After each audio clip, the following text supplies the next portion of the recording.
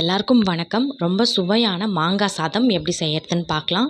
Video பிடிச்சிருந்தா like பண்ணுங்கள். சேனலை மறக்காமல் சப்ஸ்கிரைப் பண்ணி சப்போர்ட் பண்ணுங்கள். இது வந்து லஞ்ச் பாக்ஸ்க்கு ஒரு பெஸ்ட்டு டிஷ் இது. இதெல்லாம் தான் தேவையான இன்க்ரீடியண்ட்.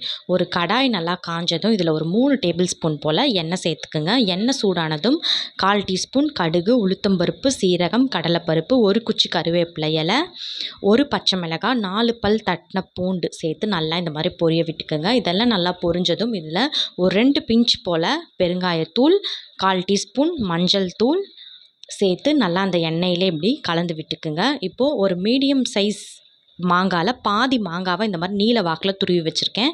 இதை சேர்த்து 2லேருந்து 3 நிமிஷம் மீடியம் ஃப்ளேமில் இப்படி நல்லா வந்து வதக்கி விட்டுக்குங்க.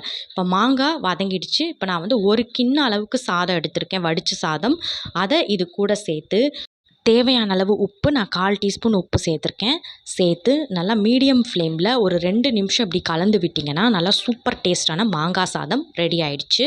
வீடியோ பிடிச்சிருந்தா லைக் பண்ணுங்கள். சேனலை மறக்காமல் சப்ஸ்கிரைப் பண்ணி சப்போர்ட் பண்ணுங்கள். உங்கள் கருத்துக்களை கமெண்ட்ஸில் சொல்லுங்கள். தேங்க்யூ.